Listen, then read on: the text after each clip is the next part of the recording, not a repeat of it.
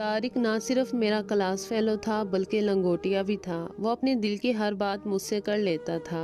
وہ بہت لائق اور محنتی تھا۔ اعلیٰ تعلیم حاصل کر کے بڑا بننے کا جذبہ رکھتا تھا۔ ذہانت، خوش مزاجی اور انکساری کی بنا پر ہر شخص اس کا گرویدہ تھا۔ اس کا شمار اس کے خاندان کے ذہین اور حسین لڑکوں میں ہوتا تھا۔ نسرین اس کے خاندان سے تعلق رکھتی تھی۔ قدرت نے نسرین کو بلا کا حسن دیا تھا۔ حسن کے ساتھ ساتھ وہ نہایت ہی امیر کبیر خاندان سے تعلق رکھتی تھی۔ شاید اسی لیے نسرین خاندان والوں کے لیے شجر ممنوعہ سے کم نہ تھی۔ اسی دولت کی کمی نے طارق کو نسرین کے گھرانے سے اس کی ساری رشتہ داریاں دھندلی کر دی تھی۔ یہی وہ احساس تھا جس نے اسے نسرین سے بہت دور کر دیا تھا۔ اس کے باوجود نسرین اس کے دل میں بستی تھی۔ یہ نہیں کہ طارق نے کسی سے محبت نہیں کی تھی۔ کئی لڑکیاں اس کی محبت کا دھم بھر چکی تھی، لیکن ہر لڑکی اسے میلی قمیص سمجھ کر اسے اپنے گلے سے اتار چکی تھی۔ یہ تو لڑکیوں کا شیوا ہے کہ فیشن کے جنون میں بعض اوقات اجلی چیزیں بھی انہیں میلی نظر آنے لگتی ہیں، اور نئی طرز کے جن اجالوں سے وہ دل لگاتی ہیں، ان کی مفاد پرستی اور موقع پرستی شاید انہیں اس بات کی خبر ہی نہیں ہونے دیتی کہ ان اجالوں کی روح کے پچھواڑے کتنا اندھیرا بھرا ہوتا ہے۔ نسرین کا نام وہ جب بھی سنتا اس کا دل سمٹ کر دوہرا ہو جاتا۔ یہ طارق کا قصور نہیں بلکہ انسان کی فطرت ہے۔ جو چیزیں اس کی پہنچ سے باہر ہوتی ہیں اسے زیادہ جاذب اور پرکشش نظر آتی ہیں، اور وہ یہ جانتے ہوئے بھی انہیں حاصل نہیں کر سکتا، اس امید پر کہ شاید وہ انہیں ایک روز حاصل کر لے گا۔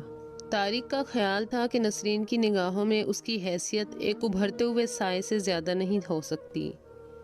نہیں، ایسا نہیں ہو سکتا۔ نسرین ذہین اور سمجھدار ہے، وہ ایسی روشنی کی طرف کبھی نہیں بڑھے گی۔ طارق کبھی کبھی اس قدر جذباتی ہو جاتا کہ اس کو دیکھ کر مجھے حیرانی ہونے لگتی۔ وہ ہر 2-3 دن بعد میرے پاس آتا اور دل کا غبار ہلکا کر کے چلا جاتا۔ ایک روز جب وہ میرے پاس آیا تو اس کا چہرہ پرسکون تھا۔ پھر اس نے ایک شعر پڑھا جو کچھ یوں تھا: اخلاق و وفا کے سجدوں کی جس در پر داد نہیں ملتی، اے غیرت دل اے عزم خودی اس در پر سجدہ کیا معنی۔ اس کی سوچ میں اس اچانک تبدیلی سے میں بہت حیران ہوا، لیکن یہ حیرانی اس وقت اور بڑھ گئی جب اس نے جیب سے ایک چھوٹی سی ڈائری نکال کر دکھائی جس پر یہ شعر لکھا ہوا تھا، اور اس شعر کے نیچے نسرین کا نام لکھا تھا۔ کہنے لگا، کل بہت دنوں بعد نسرین ہمارے گھر آئی تھی، اس کی امی بھی اس کے ساتھ آئی تھی، میں الگ تھلگ ہی رہا۔ یہ شعر اس نے کسی وقت میری ڈائری پر لکھا، مجھے خبر بھی نہیں ملی، اس سے مل کے بھی آیا ہوں میں۔ ہر بات واضح ہو گئی ہے، وہ بھی اندر ہی اندر سلگ رہی ہے۔ مجھے افسوس ہے کہ میں اسے سمجھ نہ سکا۔ اس کے بعد میں نے دیکھا کہ طارق خوش و خرم رہنے لگا، اور اس کی زبان ان واقعات سے لبریز رہتی جن میں نسرین کی طرف سے اس کے لیے بھرپور دلچسپی کا اظہار ہوتا۔ پھر طارق بیمار ہو گیا اور نسرین بیماری میں بھی اس کے پاس آتی رہی۔ طارق اچھا ہوا تو ایف اے کے امتحان نزدیک تھے۔ اس نے محنت تو کی مگر نتیجہ ناکامی کی صورت میں نکلا، جبکہ نسرین ایف ایس سی میں ٹاپ کرنے کے بعد میڈیکل کالج میں چلی گئی۔ طارق اب تعلیم میں اس کے پیچھے پیچھے چل رہا تھا، اور نسرین آگے آگے، ان کی محبت بھی آگے پیچھے ہوتی رہی۔ گرمیوں کی چھٹیاں ہوئی تو نسرین کراچی چلی گئی۔ واپس آئی تو وہ بالکل بدلی ہوئی تھی۔ طارق کو دیکھ کر اس سے کترانے کی کوشش کرتی، اور ناکامی کی صورت میں طارق سے اس کی بات بالکل سپاٹ اور کاروباری قسم کی ہوتی۔ اب وہ طارق سے سیدھے منہ بات بھی نہ کرتی تھی۔ طارق بہت حساس تھا، اور محبت نے اسے کچھ زیادہ ہی حساس بنا دیا تھا۔ نسرین کی بے رخی اور برہمی اسے خوب تڑپا رہی تھی۔ میں نے اسے بہت سمجھایا مگر نسرین اس کے دل سے نہ نکلتی۔ دل کی بستی اجاڑنے پر وہ کسی قیمت بھی تیار نہ تھا۔ یہی کہتا، نسرین میرا امتحان لے رہی ہے، میں اس پر پورا اتروں گا، اس نے مجھے دل سے چاہا ہے۔ لیکن ایک روز نسرین کی کراچی کے ایک ڈاکٹر سے منگنی کی خبر نے طارق کے ہوش و حواس اڑا دیے۔ اس کی زبان گنگ ہو گئی، اور ایک الجھی ہوئی تمنا اور دل میں کروٹیں لیتی ہوئی ایک خواہش کا ہمیشہ کے لیے خاتمہ، صرف ان الفاظ کے ساتھ کہ نسرین بڑی مفاد پرست نکلی یار۔ نسرین کے بعد طارق کی زندگی میں کئی لڑکیاں ایسی آئی جنہوں نے طارق کو چاہا، اپنے خلوص کا یقین دلایا، اس سے محبت کے پیمان باندھے، لیکن بدقسمتی سے ہر فدا ہونے والی لڑکی آخر میں طارق سے زیادہ دولت اور مرتبہ رکھنے والے انسان کی ہی ہو کر رہ گئی۔ طارق نے بڑے خلوص سے ان پر اعتماد کیا، لیکن ان میں سے ہر ایک نے بڑے وثوق سے طارق کو فریب کر دیا۔ مفاد پرستی اور موقع پرستی کی ان زندہ مثالوں نے طارق کا ذہنی سکون چھین لیا تھا۔ محبت کر کے زندگی کا ساتھی چننے کا ارادہ اس نے قطعی طور پر ترک کر دیا۔ اس کی عمر 30 سال ہو گئی تھی۔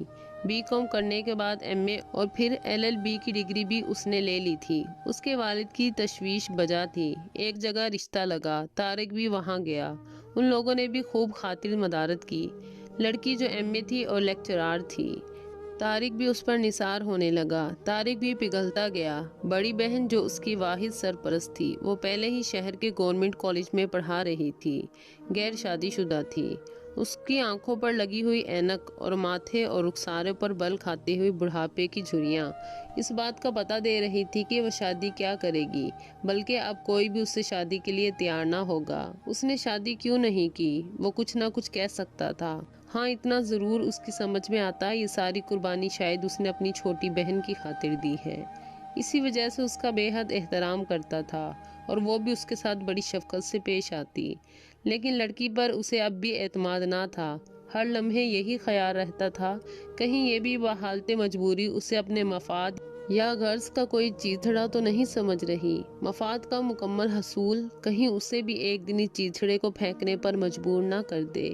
لیکن جو ہی اسے پتہ چلا کہ لڑکی ایک بڑے رشتے کو صرف اس کی خاطر ٹھکرا چکی ہے، تو وہ اس کے خلوص پر پوری طرح ایمان لے آیا۔ اس کے چہرے کی ساری رونقیں واپس لوٹ آئیں۔ شاید اسی کی خوشی کا سب سے بڑا دن تھا۔ شاید یہ اس کی خوشی کا سب سے بڑا دن تھا۔ طارق مسکراہٹوں میں ڈوبا ہوا کہہ رہا تھا، بالآخر مجھے میرے مطلب کی لڑکی مل گئی ہے۔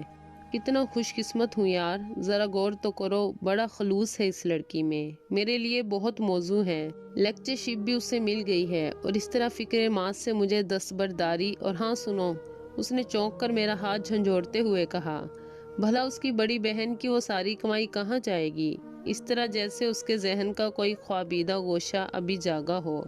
مفاد پرستی کا وہ ترازو جس میں آج تک طارق ان لڑکیوں کو تولتا آیا تھا، شاید اپنے لیے استعمال نہ کر سکا، جو خوشی سے بے ساختہ یہ الفاظ اس کی زبان سے ادا ہو گئے اور اسے پتہ بھی نہ چل سکا کہ اس نے کیا کہا ہے۔ ان الفاظ کی روح کے پچھواڑے کتنا اندھیرا بھرا ہے، غرض کے کتنے چیتھڑے اور مفاد کے کتنے چھلکے اس اندھیرے نے چھپا رکھے ہیں، اسے کچھ خبر نہ تھی۔